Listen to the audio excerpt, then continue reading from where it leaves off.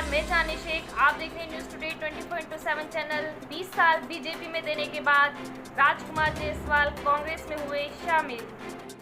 नमस्कार, आप देख रहे हैं न्यूज़ टुडे 24/7, हर खबर आप तक।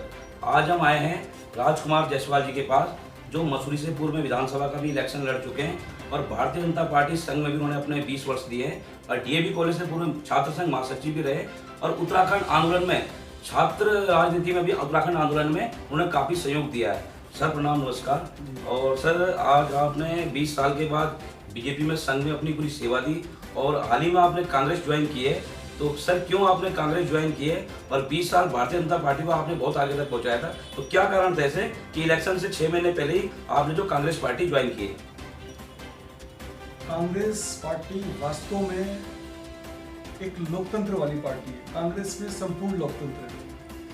भारतीय जनता पार्टी लोकतंत्र की बात करती है, मगर उनके अंदर लोकतंत्र कहीं पर भी नहीं है। जो जनता के बीच में काम करते हैं, लगातार जिन लोगों ने काम किया, छात्र संघ की राजनीति करी, छात्र संघ के मुद्दों के लिए संघर्ष किया, लाठियाँ खाई, सड़कों पर उतरे, उत्तराखंड राज्य आंदोलन में बढ़ चढ़ के हिस्सा लिया, आंदोलनकारी क्रांतिकारी साथी, जो ग्राम प्रधान, बढ़ चढ़ के जिन लोगों ने जनता की सेवा करी, उनके मुद्दों के लिए संघर्ष किया, जनहित के आंदोलन के लिए संघर्ष किया, उन लोगों को आगे बढ़ाने की बजाय ऐसे व्यक्तियों को आगे बढ़ाती है जो वास्तव में जिनका समाज में रत्ती भर भी सहयोग नहीं रहता, अपने पड़ोसी को भी नहीं पहचानते, अपने पड़ोसी की मदद नहीं करते, ऐसे व्यक्ति को भारतीय जनता पार्टी का नेतृत्व दिया जाता है। ऐसे व्यक्ति को चुन के लाते हैं जिसका समाज में कोई संपर्क ना रहा हो, और ऐसे व्यक्तियों को खत्म कर देते हैं भारतीय जनता पार्टी वाले लोकतंत्र के नाम पे, जिन लोगों ने रात दिन समाज के लिए, हित के लिए काम किया हो।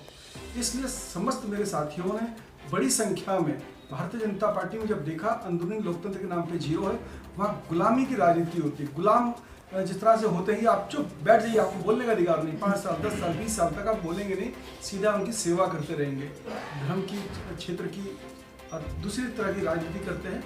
उस चीज़ से हम सब लोग ऊपर उठ के आज हम सब लोग भारी संख्या में कांग्रेस की तरफ अग्रसित हो रहे हैं, ज्वाइन किया है। कांग्रेस के आंदोलन लोकतंत्र को देखकर हम बहुत खुश हैं।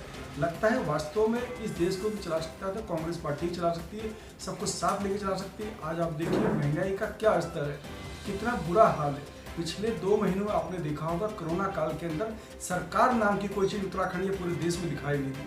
250 रुपये का ऑक्सीमीटर 2500 10,000 रुपये का बिका है।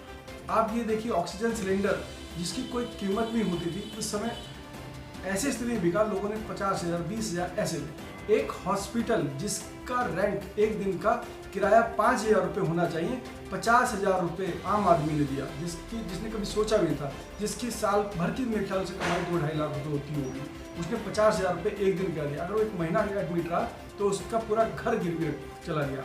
तो आज देखिए, सरकार की तरफ से कोई राहत नहीं दी गई, ना बिजली में कोई छूट दी गई, ना पानी में कोई छूट दी गई, ना स्कूल में बच्चों की फीस में कोई छूट दी गई, ऊपर जितने भी जीएसटी, इनकम टैक्स, इसमें कोई सरकार की तरफ राहत नहीं दी गई। इस समय उत्तराखंड में, देश में और उत्तराखंड में सरकार नाम की कोई चीज़ नहीं। सरकार होती, व्यवस्था होती, व्यवस्था होती तो अपने नागरिकों का, उनकी कठिनाइयों का, उनके दुखों का ध्यान रखती और उनका समाधान करने की कोशिश करती।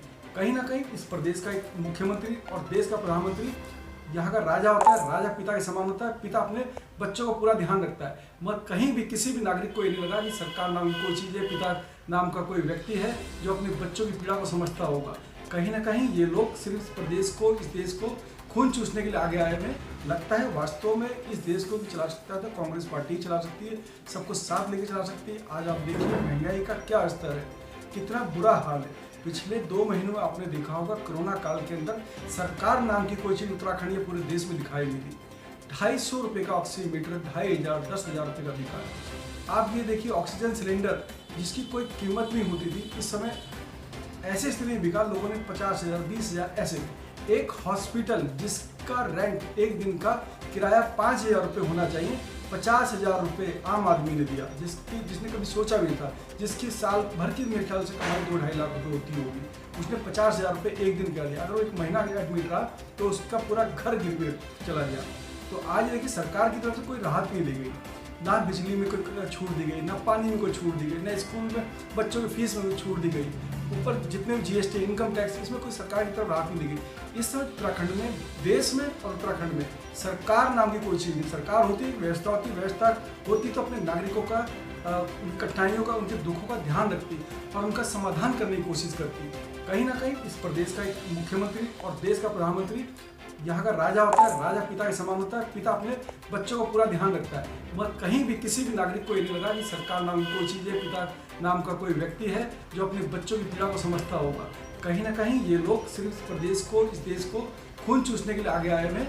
इनको गद्दी से उतारने का काम हम लोगों ने करना है और 2022 में भारी मतों से कांग्रेस पार्टी को यहाँ से जिता के मजबूत करके हरीश रावत जी को सीएम बनाना है। सर एक सवाल और जी सर, आपने बिल्कुल सही कहा। अभी कोरोना काल में भी आप भी समाज सेवा में हमेशा लगे रहते हैं और जितने भी यहाँ पे भी अस्पताल है बड़े बड़े, कहीं ना कहीं जो केंद्र में मंत्री बैठे या उत्तराखंड सरकार में मंत्री उनके अस्पताल है, बीजेपी सरकार में भी कई नेता मंत्रियों के अस्पताल है, पर किसी भी अस्पताल में आपने सही कहा कोरोना काल में 10,000 की कोई अगर बेड की व्यवस्था है, बेड अवेलेबल नहीं हुए, डेड बॉडियाँ इतनी जली ना। अभी गवर्नमेंट ने पूर्ण बहुमत की सरकार होने के बाद भी उत्तराखंड में एक देवभूमि है और 56 विधायक बीजेपी की जोड़ी में सरकार में जनता ने डाले थे। जब आप बीजेपी सरकार में थे, आपने भी इलेक्शन लड़ा और आपका भी एक अच्छा माहौल था, आपने भी एक समाज सेवी के प्रति लड़ा, पर उसके बाद भी यहाँ पे भी आज आपके विधानसभा में बहुत परेशानी होती है। कहीं ना कहीं लोगों से पता लगता है हर जगह परेशानी होती है। तो सर आपका रुतबा आज भी मजदूर लोगों के उसमें काफ़ी है। तो जायसवाल जी के आप अभी जो 6 महीने बाद इलेक्शन आने वाले, क्या पार्टी आपको टिकट देगी और आपकी आगे की रणनीति क्या है सर? मैं कांग्रेस पार्टी में कार्यकर्ता की हिस्से से आया हूँ और कार्यकर्ता बन के ही काम करूँगा और मेरा एक ही ध्येय है 2022 में कांग्रेस की सरकार लाना।